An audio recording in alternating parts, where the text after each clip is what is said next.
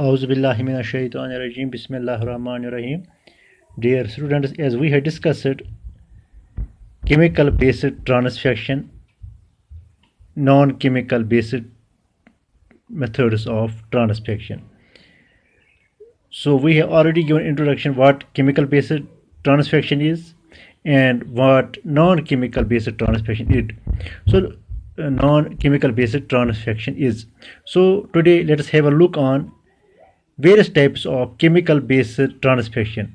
It is first main type is calcium phosphate precipitation, then DEAE dextrin mediated transfection, then lipofaction, then dendrimers mediated transfection. Stepwise we are going to discuss all these. Let us have a look today on chemical phosphate precipitation. What is this chemical phosphate precipitation? It is chemical phosphate precipitation. In this approach, the DNA preparation to be used for transfection is first dissolved in phosphate buffer. Calcium chloride is then added to the DNA solution. This leads to the formation of insoluble calcium phosphate, which co-precipitates with DNA. The calcium phosphate DNA precipitate is added to the cell to be transfected. Let us have a look on this calcium phosphate precipitation method. Here we put DNA in phosphate buffer, then we add calcium chloride. Here it is calcium chloride to this phosphate buffer. When we add calcium chloride to phosphate buffer, it leads to the formation of insoluble calcium phosphate.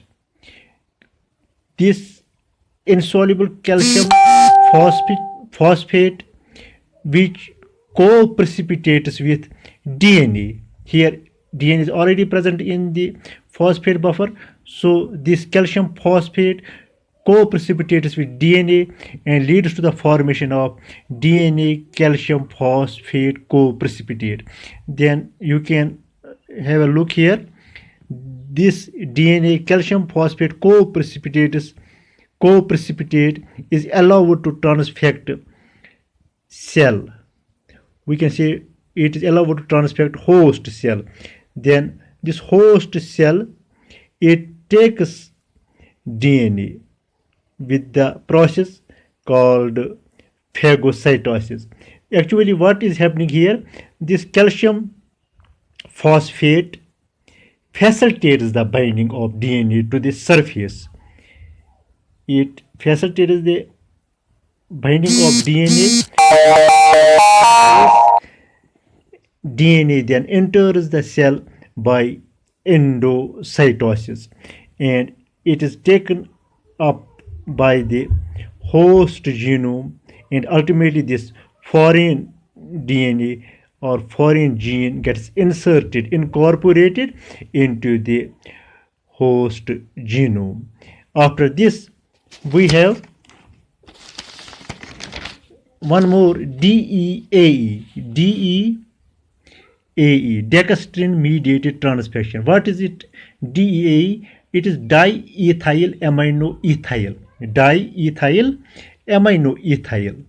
dextrin. Diethyl aminoethyl dextrin mediated transfection. Diethyl aminoethyl dextrin is water soluble and polycationic, means having multiple positive charge. It is added to solution containing DNA meant for transfection. It binds and interacts with negatively charged DNA molecule. DEAE dextrin brings about DNA uptake by the cell through endocytosis. So we can say that DEAE means diethyl aminoethyl. It is having a multiple positive charge which takes up which binds with negatively charged DNA molecule, and this ultimately this is taken by the cell through the process of endocytosis. Let us have a look what dextrin is. Dextrin is a complex branched glucan, means it's a polysaccharide made of many glucose molecules composed of chains of various lengths. Then we have lipofaction. It is actually liposome transfection, the delivery of DNA into the cells using liposomes is called lipofaction. What liposomes are? Liposomes are small vesicles prepared from suitable lipid. The use of cationic lipids for construction of liposomes is a distinct advantage.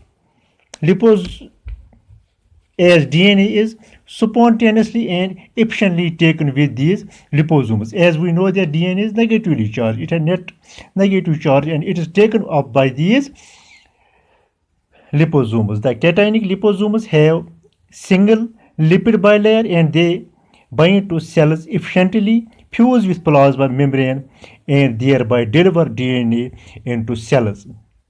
Lipofaction is the method of choice for the transfection of mammalian cells in vitro.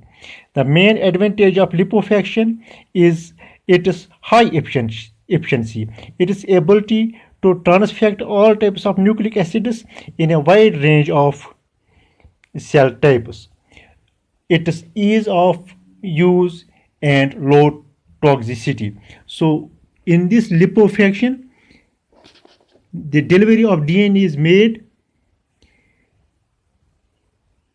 with the help of these liposomes. So these liposomes